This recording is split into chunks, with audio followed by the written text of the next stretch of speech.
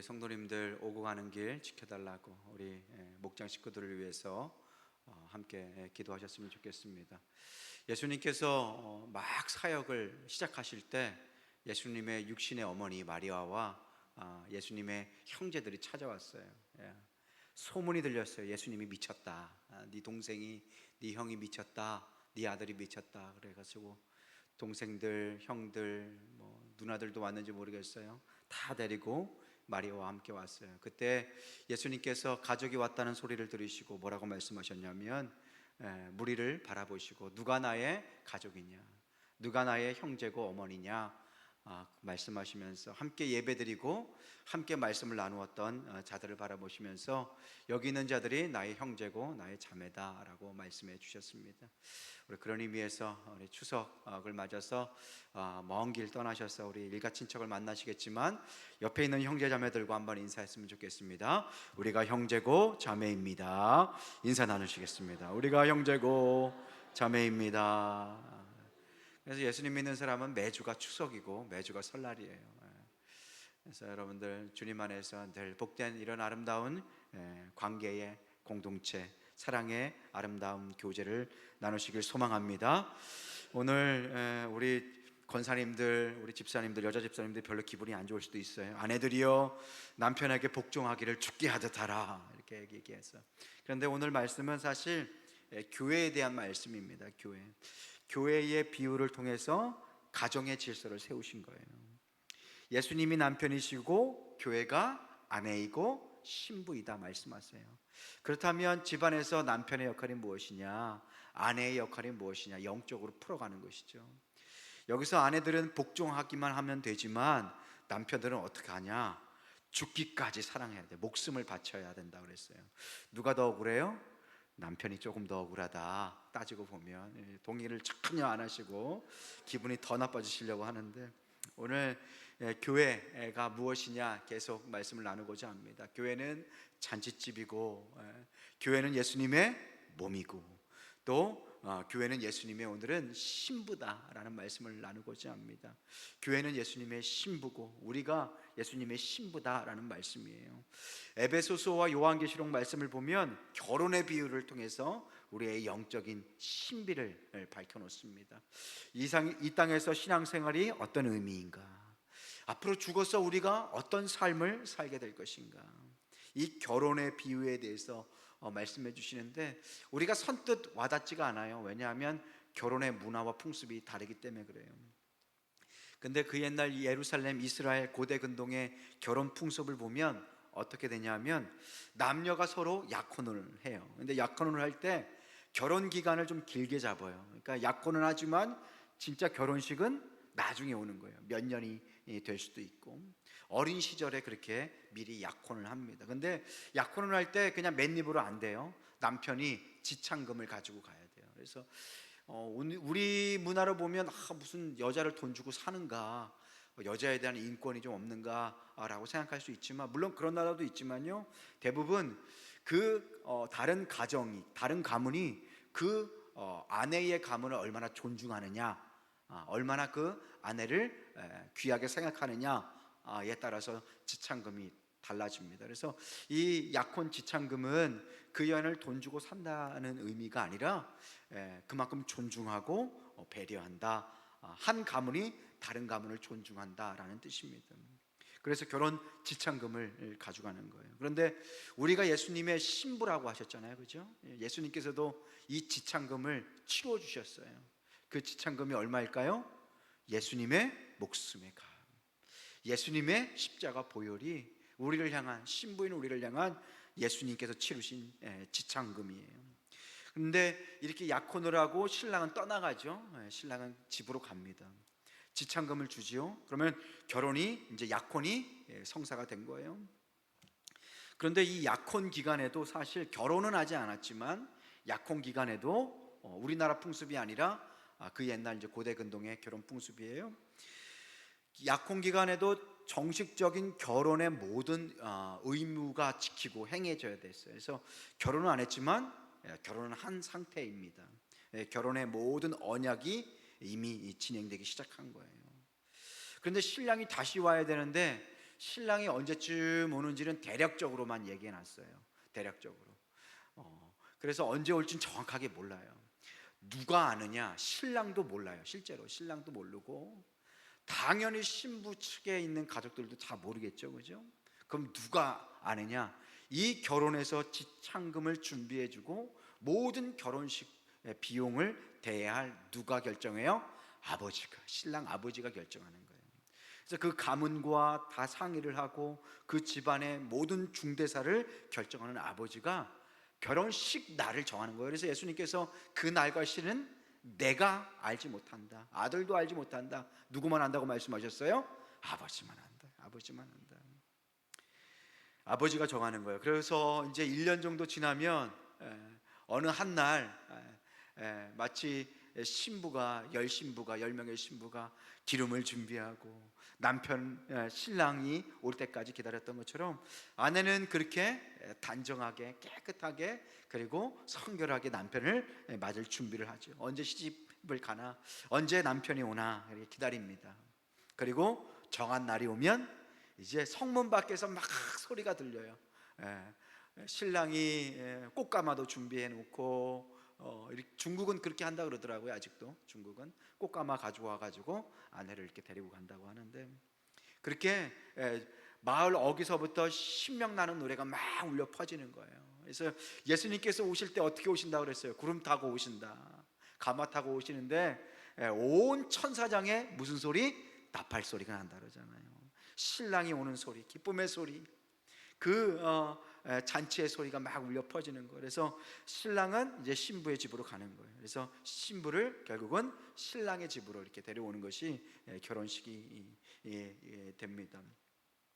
예수님은 항상 자신을 신랑으로 말씀하셨고 우리를 교회를 신부로 말씀하셨어요. 그래서 예수님께서는 지참금으로 예수님의 생명, 당신의 피값을 치르셨죠. 그리고 신랑의 아버지 되시는 우리 성부 하나님께서는 그날, 예수님께서 다시 오실 그 날을 정하실 것입니다. 그리고 신랑이 동네의 어귀에 다다르면, 예수님께서 오실 그때가 되면 마을에 큰 잔치가 벌어질 거예요. 우리 모두 다 그 잔치를 기다리고 바라고 있는 사람 아닙니까? 그래서 예수님께서 요한복음 14장에 이렇게 말씀하세요.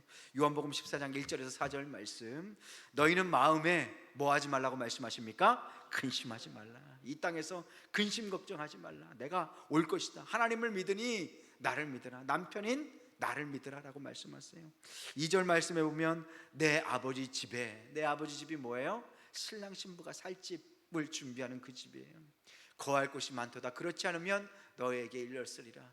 내가 누구를 위해서요? 너희 신부를 위해서, 교회를 위해서 무엇을 준비한다고 말씀하십니까? 거처. 함께 지낼 수 있는, 함께 지낼 거처를 예비하러 가신다라고 말씀하세요. 3절 말씀에 보면 가서 너희를 위하여 거처를 예비하면, 신혼집을 예비하면 내가 어떻게 하신대요? 다시 오셔서 너희를 내게로 영접한다. 영접한다는 것은 내가 너희에게 와서 너희를 데리고 갈 것이다 라고 말씀하세요. 그래서 나 있는 곳에 너희도 있게 하고 너희가 있는 곳에 내가 있을 것이다 라고 말씀하세요. 요한계시록도 이와 똑같은 내용을, 에베소서 말씀을 봤죠. 요한복음 말씀도 봤고, 요한계시록 19장 7절에 보면 똑같은 이야기를 다르게 표현했습니다. 우리가 즐거워하고 크게 기뻐한다. 우리가 왜 이 땅에서 즐거워하고 기뻐해야 하는가? 그것은 어린 양의 혼인잔치가 준비되어 있기 때문입니다. 어린 양의 혼인기약이 이르렀고 그의 아내가 자신을 준비하였으므로, 9절 말씀, 19장 9절 말씀, 천사가 내게 말하기를 기록하라 라고 말씀하세요. 어린 양의 혼인잔치에 청함을 받은 자들은 뭐가 있다고 해요? 복이 있도다. 얼마나 귀하냐, 예수님의 신부가 된 것이 얼마나 귀하고 값진 일이냐라고 말씀해 주시는 것이에요. 그래서 교회는 예수님의 뭐예요? 신부다. 이것을 기억하셔야 돼요. 그래, 우리는 누구의 신부예요? 예수님의 신부예요. 남자고 여자고 다 상관없이 우리는 예수님의 신부로, 예수님이 오실 그날을 기다리는 하나님의 자녀이고 신부가 된다라는 말씀이에요. 그래서 신부인 교회가 어떻게 준비해야 하는가, 이 땅에서 어떻게 살아야 하는가를 아셔야 합니다. 여러분들 조금만 기다리세요. 오늘 많이 피곤하시죠? 음식도 준비하고 또 신랑 맞을 준비를 안 하지만 새끼 맞을 준비를 하시느냐고 고생 많으신데 일찍 끝내드리겠습니다. 저도 이번에 시간이 없어가지고 안 내려가려고 그랬는데 아버지한테 전화가 왔어요. 네가 피곤하면 안 와도 된다. 나는 괜찮다. 나는 괜찮다. 3번 얘기하셔서 오라는 소리구나 라고 안 가려고 했어요. 사실 안 가고 여기서 지내려고 했는데 빨리 끝내겠습니다. 신부인 교회가 우리를 어떻게 준비해야 하는가? 첫 번째, 순결과 거룩을 지키셔야 합니다. 우리는 예수님의 신부예요. 신부. 예수님께서 오실 그날을 기다리는 자예요. 그래서 신부에게 필요한 것이 무엇이에요? 순결과 거룩입니다. 그래서 요한계시록 19장 8절 말씀을 보면 그 순결과 거룩이 무엇인지를 알려드려요. 그에게 빛나고 깨끗한, 여기서 그는 신부를 말합니다. 빛나고 깨끗한 세마포 옷을 입도록 허락하셨다. 이 세마포 옷은 성도들의 뭐라고 말씀하세요? 옳은 행실이다. 이 옳은 행실은 어떤 뜻이냐? 순결과 거룩을 의미하는데, 옳은 행실은 율법적인 옳은 행실이 아니에요. 이것은 의로운 행실을 말하는 거예요. 의로운 행실. 그러면 우리가 어떻게 의롭게 될까요, 여러분들? 제가 계속 말씀드리죠. 의롭게 되는 것은 우리의 행위가 아니에요. 우리의 노력이 아니에요. 의롭다 하는 것은 하나님과의 관계입니다. 하나님과의 관계가 회복된 상태가 위로운 상태예요. 그래서 우리의 의로움은 어디 있는가? 착한 행실도 중요하고 성결한 행실도 중요합니다. 그러나 더 중요한 것은 무엇이냐? 바로 예수님과의 관계예요. 내가 지금 이 순간 은혜 안에 거하고 있는가? 내가 지금 예수님의 통치 아래 살고 있는가? 그래서 우리의 세마포 옷, 신부로서 입어야 할 순결한 세마포 옷은 언제 주어지냐? 예수님 아래 거할 때, 예수님과 동행할 때 우리에게 주어지는 것이에요.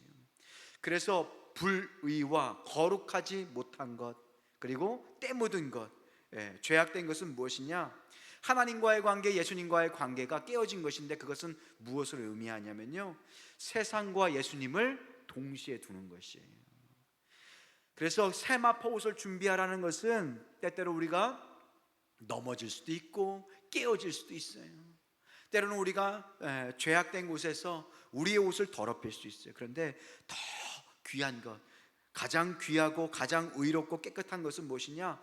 예수님과의 관계인데, 그 예수님과의 관계에서 가장 필수적인 것이 세상과 예수님을 동시에 두지 않는 것이에요. 결국 마태복음 6장 24절에 이것의 의미를 얘기하는 것인데, 우리 한번 함께 읽어보겠습니다. 시작. 한 사람이 두 주인을 섬기지 못할 것이니 혹 이를 미워하고 저를 사랑하거나 혹 이를 중히 여기고 저를 경히 여김이라. 너희가 하나님과 재물을 겸하여 섬기지 못하느니라. 아멘. 뭐라고 말씀하세요? 너희가 하나님과 재물을 동시에 섬길 수 있다 없다? 없다. 너희가 한 마음을 지켜야 한다. 거룩이 무엇이냐? 세마포로 입는 것이 무엇이냐? 내 마음에 누구만 두는 거예요? 세상이 아니라 예수님만 두는 거예요. 예수님만 두는 거. 그래서 우상 숭배, 구약 성경에 보면 계속 우상 숭배가 나오잖아요. 이것이 무엇이냐? 하나님만 섬긴다고 이야기했던 이스라엘 백성의 삶의 한켠에, 마음의 한켠에 우상을 두는 것, 예수님 몰래 다른 것을 사랑하는 것이 바로 우상 숭배이고, 하나님께서 가장 싫어하는 것이에요. 그래서 순결과 거룩을 가장 잘 지키는 사람이 무엇이냐? 누구일까? 우리의 마음 가운데 누구만 모시는 거예요? 예수님만 모시는 거예요. 예수님과의 관계가 회복되는 것, 그것이 신부의 역할이고 예수님을 기다리는 신부의 사명인 것입니다.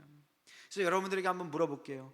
우리가 예수님 한 분만 따라가고 예수님 한 분만 사랑하는 삶이 쉬울까요? 아니면 예수님과 우상을 함께 섬기는 것이 쉬울까요? 어떤 것이 더 쉬워요? 갑자기 헷갈리죠, 그죠? 우상과 하나님을 섬기는 것이 사실 더 힘들어요. 매일 갈등이고요, 매일 마음속에 어려움이 있어요. 우상과 하나님을 섬기는 것은 길이 다르고 결과가 다르고 방향이 틀려요. 그런데 우리는 그걸 다 하려고 하니 우리의 삶이 온전해질 수가 없죠. 매일 갈등이고 매일 어지러움이 나는 거예요. 마치 이것은 흔들리는 차 안에서 책 보는 것과 똑같아요. 흔들리는 차 안에서 책 한번 보셨어요? 목사님 저를 너무 무시하네요. 평소에도 안 보는 책을 왜 차 안에서 봐요? 이렇게. 차 안에서 책 보면요, 갑자기 막 멀미가 날 때가 있잖아요, 그죠? 막 멀미가 나고. 근데 우리는 그걸 하려고 하는 거예요. 하나님과 세상을 동시에 섬기려고 해요.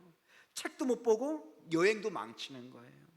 그럴 바에 우리가 하나님만을 섬긴다, 여러분들 다짐할 수 있기를 주님의 이름으로 축원합니다.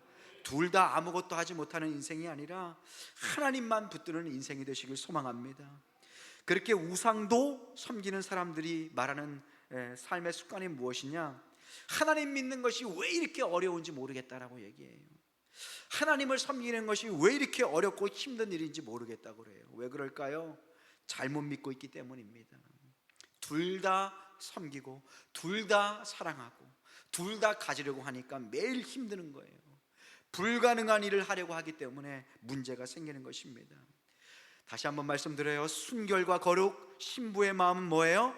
두 마음을 품지 않는 것입니다. 오직 누군만을 사랑하는 것입니까? 예수님만을 사랑하시는 거예요. 그래서 호세아서 10장 1절에서 2절에서 뭐라고 말씀하십니까? 이스라엘은 열매 맺는 무성한 포도나무라고 얘기해요. 하나님께서 풍성한 열매를 맺게 하셨어요. 그런데 열매가 많을수록 하나님께서 은혜를 주실수록 어떻게 한대요? 재단을 많게 한다, 우상을 많이 만든다라는 거예요. 2절 말씀에 보니까, 호세아서 10장 2절 말씀에 보니까 그들이 어떤 마음을 품었다고 그래요? 두 마음. 이 두 마음의 뜻이 뭐예요? 나누어진 마음이에요. 나누어진 마음, 갈라진 마음, 일정하지 않은 마음을 의미합니다. 그래서 하나님께서 그것을 가슴 아파하시는 것이에요. 그래서 바라옵기는 오늘 이 시간 세상을 향하였던 마음이 혹시라도 우리 안에 있더라도 주님만을 사랑한다 다시 한번 고백하고 주님만 우리의 마음 가운데 두시는 여러분 되시길 소망합니다. 신부로서 순결과 거룩을 지키는 것은 누구만 사랑하는 것이에요? 예수님만 사랑하는 것이에요. 우리 모두 예수님 한 분만 사랑할 수 있기를 주님의 이름으로 축원합니다. 두 번째, 우리가 어떻게, 두 번째가 마지막이에요. 걱정하지 마세요. 신부인 교회가 어떻게 준비되어야 하는가? 두 번째, 기쁨으로 기다리셔야 돼요. 순결과 거룩은 의무가 아니에요. 기쁨이고 우리가 하나님께 드려야 할 삶의 열매예요. 순결과 거룩을 어떻게 해야 된다는 거예요? 기쁨으로 준비하고 기쁨으로 기다려야 한다는 것이에요. 신랑을 기다리는 신부 얼마나 기쁘겠어요. 얼마나 가슴 설레겠어요. 추석 연휴가 다가왔어요. 추석 연휴 월요일, 화요일, 수요일 이렇게 쉬잖아요, 그죠? 어떤 데는 막 일주일 내내 쉬는 데도 있고요. 뭐 금요일서부터 쉬어가지고 금요일 날 막 차가 많이 막혔잖아요, 그죠? 이렇게 연휴를 기다리는 사람들이 있어요. 막 1년 내내 기다리는 사람들도 있더라고요. 여행도 떠나는 사람도 있고, 직장인들, 아이들 막 추석만을 기다려요. 이 추석을 기다리면서도 기쁜데 우리는 왜 예수님을 기다리면서 기쁨이 사라졌는가를 한번 되돌아봤으면 좋겠어요. 우리 안에 하나님을 향한 참 소망이 살아있는가?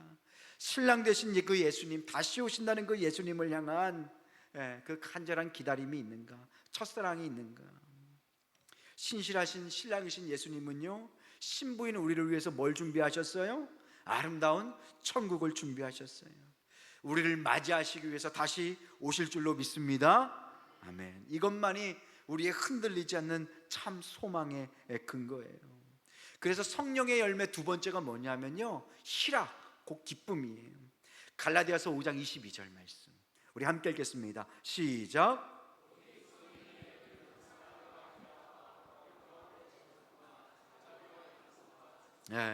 성령의 열매는 맨 처음에 뭐예요? 사랑. 근데 이 사랑이 어떻게 나타나는데요? 희락으로 나타나는데, 이 희락은 기쁨이에요. 기쁨. 카라라는 단어, 기쁨. 막 마음속에서 샘솟는 기쁨이에요. 마르지 않는 기쁨을 의미하는 거예요. 그래서 사도 바울은 빌립보서 4장 4절에 우리에게 이렇게 명령합니다. 우리에게 이렇게 권면해요. 우리 함께 선포하듯이 읽어보겠습니다. 시작. 주 안에서 항상 기뻐하라. 내가 다시 말하노니 기뻐하라. 할렐루야. 주님 안에서 기뻐할 수 있는 여러분 되시길 소망합니다. 기쁨은 환경의 문제가 아니에요. 기쁨은 영적인 문제예요. 우리의 마음의 태도의 문제예요. 환경에 따라서 기뻐하는 것은요, 환경에 따라서 흔들릴 수밖에 없는 거예요. 우리의 감정이. 사도 바울이 항상 기뻐하라, 하늘 소망을 바라보며 기뻐하라, 너의 기쁨을 빼앗을 자가 없게 하라라는 것은요, 상황과 환경에 구애받지 않고 항상 영적으로 깨어서 기뻐할 수 있는 자가 되어라 라는 명령이라는 것이에요. 그래서 이 기쁨은 환경의 문제가 아닙니다. 목사님, 환경이 돼야 기뻐하죠? 아니에요. 이 기쁨은요, 영적인 문제이고요, 믿음의 문제입니다. 사랑하는 성도 여러분, 늘 주님 안에서 기뻐할 수 있기를 주님의 이름으로 축원합니다.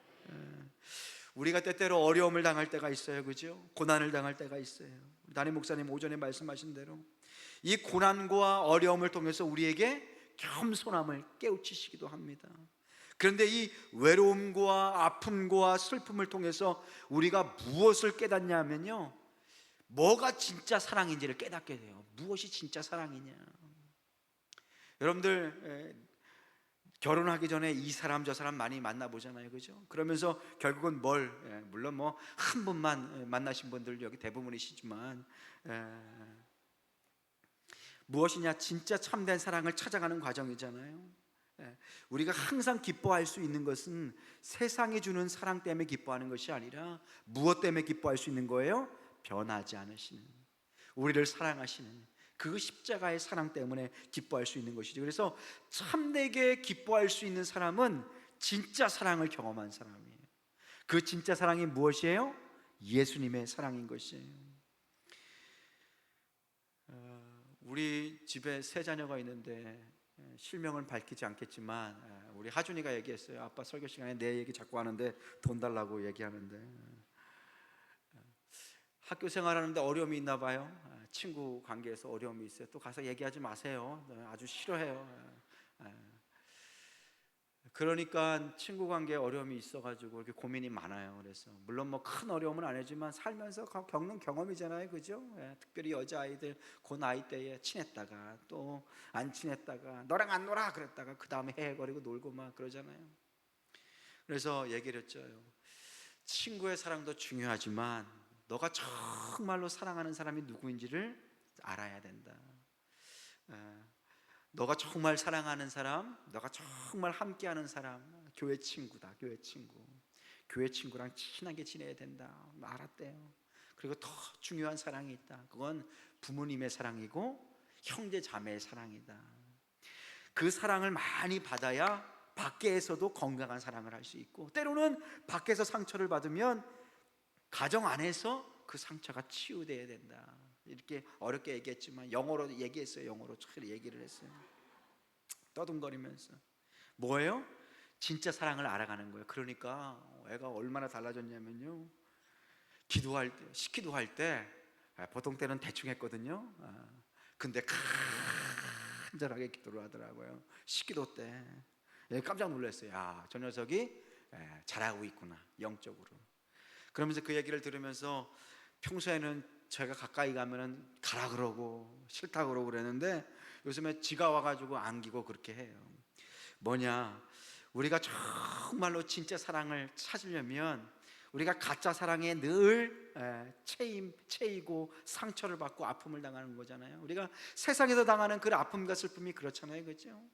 세상에서 세상을 사랑하다가 짝사랑하다가 아픔을 당하고 고통을 당하고 그러다가 결국은 진짜 사랑을 경험하는 거예요.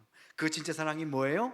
예수님의 사랑, 십자가 사랑, 구원의 사랑, 아버지의 사랑, 창조주의 사랑인 줄로 믿습니다. 그래서 사도 바울이 뭐라고 해요? 주 안에서 항상 기뻐하라. 세상 것 때문에 기뻐하지 말고, 세상 것 때문에 사랑에 빠지지 말고 참 사랑이신 그 하나님 사랑 안에서 항상 기뻐하라 라고 이야기하는 것입니다. 주의 사랑 안에서 기뻐할 수 있는 여러분 되시길 소망합니다. 우리가 왜 기쁨을 잃어버리는가? 왜 기쁨이 사라졌는가? 왜 삶의 소망을 잃어버렸는가? 그것은 우리의 정체성을 잃어버렸기 때문에 그래요. 네 기쁨이 무엇이냐? 네 소망이 무엇이냐? 하나님께서 다시 한번 물으시는 거예요. 눈물을 흘리는 우리, 세상 앞에서 상처받고 아파하는 우리에게 예수님께서 다정하게 말씀해 주시는 것이에요. 네 진짜 사랑이 무엇이냐? 너를 위해서 정말로 피 흘린 사람이 누구시냐? 라고 우리에게 말씀하시는 것입니다. 바라옵기는 그렇기 때문에 우리가 주님 안에서 첫사랑을 회복할 수 있길 소망합니다. 요한계시록 2장 4절에 보니까 그러나 너를 책망할 것이 있으니 너의 무엇을 버렸대요? 처음 사랑, 처음 사랑. 하나님을 향한 진실되고 건강한 사랑, 하나님을 향한 온전한 사랑을 회복할 수 있길 소망합니다. 추석을 맞아서 우리 일가 친척들 많이 만나실 텐데 그 예수님께서 주시는 그 사랑으로 말미암는 삶의 소망과 기쁨을 여러분들의 언어와 여러분들의 표정으로 보여줄 수 있기를 주님의 이름으로 축원합니다. 난 예수님 때문에 정말 행복합니다. 그 첫사랑을 회복하여서 넘치는 그 기쁨을 세상 가운데 보여줄 수 있으셔야 합니다.